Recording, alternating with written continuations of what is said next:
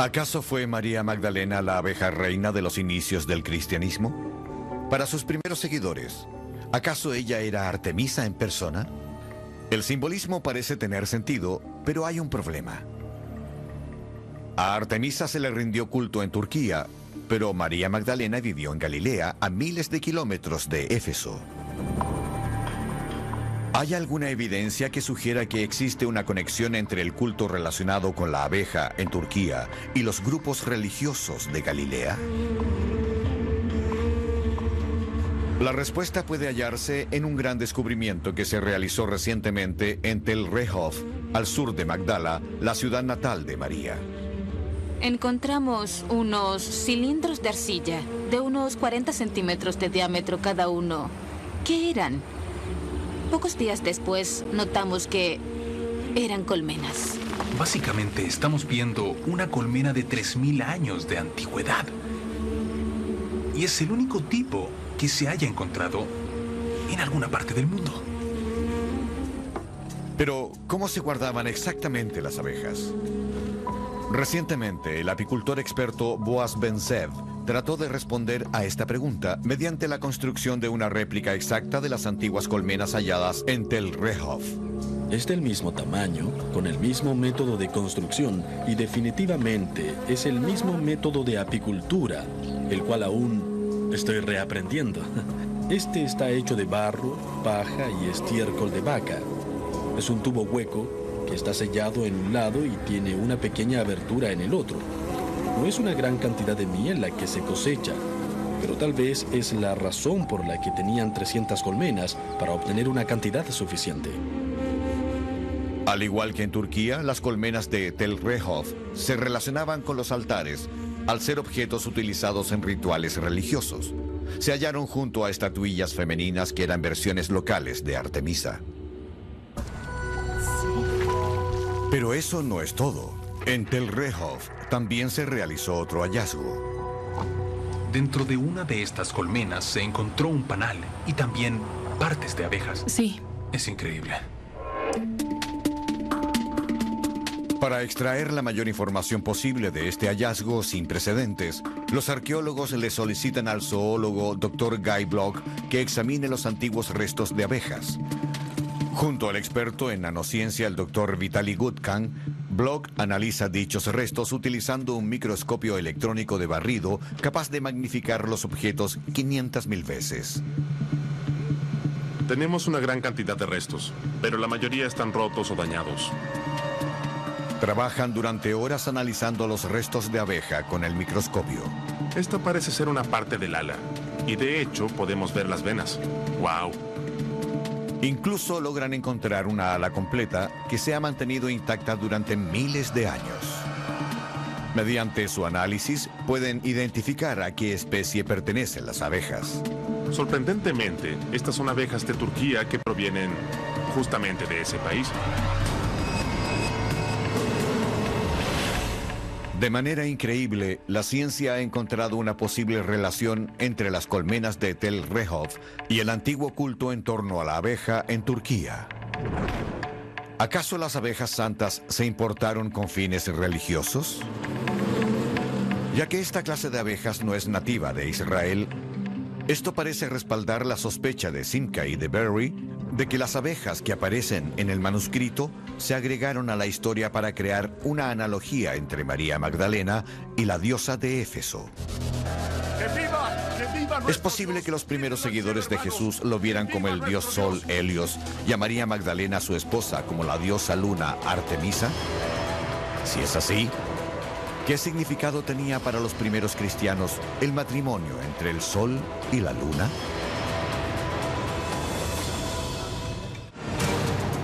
¿Acaso este libro, escrito en siríaco antiguo, es un evangelio perdido que cuenta la historia de amor entre Jesús y María Magdalena?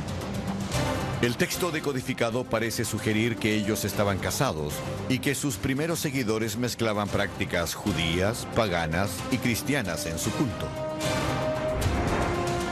Ellos veían a Jesús como el dios Sol, Helios, y a María Magdalena como la diosa Luna, Artemisa. El texto pone de relieve el profundo afecto mutuo que ambos sentían y afirma que, de su unión, nacieron 2 niños. Si esta es realmente la historia de Jesús y María Magdalena, ¿por qué es tan distinta a la versión tradicional según lo que dice la Iglesia?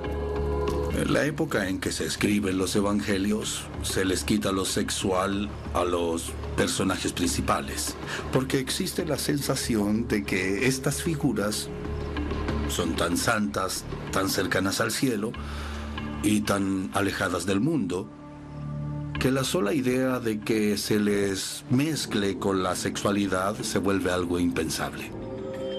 El último evangelio parece ser lo que los expertos llaman un texto gnóstico. En su mayoría, los gnósticos eran cristianos que creían que Jesús y María Magdalena eran pareja y que el aspecto más importante de su enseñanza era modelar un matrimonio perfecto. Los gnósticos solían imitar este matrimonio perfecto a través de un ritual, que también se menciona en este texto denominado la cámara nupcial. Los gnósticos no eran ningún grupo marginal o tardío. De hecho, algunos de los restos arqueológicos cristianos más antiguos en Roma son gnósticos y parecen corroborar cierta clase de ritual sexual. Gregory Snyder ha pasado décadas estudiando el cristianismo primitivo. Con la ayuda del animador Tom Hillman, intenta reconstruir una de las inscripciones más antiguas de Roma. Su origen se remonta al siglo II y parece revelar prácticas gnósticas relacionadas con el ritual de la cámara nupcial. Estas letras poseen formas griegas clásicas. Se puede decir con seguridad que es de las inscripciones más antiguas, no hay duda de eso. La reconstrucción de esta primera línea es Lutra, que significa pedestal. Lutra de moi, pastón, aidukusen, sunadolfoi. Lo que significa, hacia mi pedestal, los hermanos de las cámaras nupciales me guían con torturas. ¿Qué significa eso exactamente? Tal vez la cámara nupcial sea un verdadero ritual, que quizás podría haberse celebrado después del bautismo, la Eucaristía, la confirmación o la unción con aceite. También tenemos una observación del obispo Ireneo, quien dice que un maestro valentiniano llamado Marcus tenía la costumbre de organizar estos rituales de la cámara nupcial. E Ireneo también dice que él realizaba estos rituales con seguidoras mujeres como forma de crear una interacción similar al de una cámara nupcial con ellas, ya sabes, de una manera un tanto lujuriosa. ¡Escuchen! ¿Podría ser que los primeros cristianos no celebraban la vida célibe de Jesús, sino más bien su unión física con María Magdalena? ¿Existe alguna evidencia arqueológica sobre un movimiento del cristianismo primitivo que crea en el matrimonio sagrado? Sorprendentemente, tal parece que existe. El periodista de investigación Simka Jakabowicz y el profesor Barry Wilson se han embarcado en una búsqueda para encontrar a Jesús y María Magdalena en los códigos cristianos incrustados en un texto antiguo que se encontraba olvidado en la Biblioteca Británica. La investigación comenzó con el descubrimiento de 2 cartas del siglo VI, probablemente escritas por monjes que afirman que el texto tiene un significado secreto con respecto a Jesús. La parte de la antigua carta donde se revelaba el mensaje secreto del texto se encontraba cortada con un cuchillo. Más de 1000 años después, Simka y Barry deciden descifrar el manuscrito censurado. En el texto, José, el patriarca bíblico, parece ser un sustituto de Jesús, mientras su esposa, Asenat, parece ser una sustituta de María Magdalena. Barry y Simka creen que una vez que se descifra el código, el texto aparece como un evangelio perdido. En él se retrata a Jesús como el esposo de María Magdalena, quien era originalmente una sacerdotisa pagana. Tal parece que algunos de sus primeros discípulos la llamaban la mujer de Jesús. La historia describe a Jesús como el dios Sol Helios y a María Magdalena como la diosa Luna Artemisa. Al parecer, en los inicios del cristianismo, tanto Jesús como María eran considerados divinos y su matrimonio como algo sagrado. El texto además sugiere que para algunos de los primeros cristianos la comunión involucraba comer pan, beber vino y participar en el ritual secreto de la cámara nupcial. Es muy difícil para nosotros concebir un cristianismo que involucre un matrimonio sagrado. Pero recuerden, en el mundo antiguo, en Egipto, por ejemplo, el bienestar del reino dependía de la vida amorosa del faraón y su esposa. La fertilidad de la tierra dependía de lo que pasaba en la alcoba real. ¿Por qué? Porque ellos eran distintos a los demás. Para los egipcios, sus gobernantes eran dioses y diosas. Del mismo modo, para sus primeros seguidores, si Jesús era un dios, su esposa tenía que ser una diosa. Entonces no es sorprendente encontrar este mensaje inserto en nuestro texto o en casas del culto de Galilea. La evidencia de esta creencia se encuentra en un antiguo mosaico descubierto en Beit Alfa, en la región de Galilea. Este sitio, que originalmente fue considerado para ser una sinagoga judía, contiene la misma combinación de enigmáticos símbolos judíos, cristianos y paganos, que se encuentran en el sitio arqueológico de Hamat Tiberias, en el Evangelio Perdido. En el centro había una imagen del dios Sol, Helios. Posee la representación de Jesús como Helios conduciendo su carro por el cielo. Esto concuerda con nuestro manuscrito y también concuerda con una de las primeras representaciones de Jesús, y de hecho las hay hasta en el propio Vaticano, el centro de la cristiandad católica. Simca y Berry creen que la luna, en el mosaico de Beit Alfa, representa a María Magdalena, esposa de Jesús, retratada como la diosa Artemisa. Pero claramente la evidencia deja lugar a la interpretación, ya que en los mosaicos no aparece ninguna mujer y mucho menos una diosa.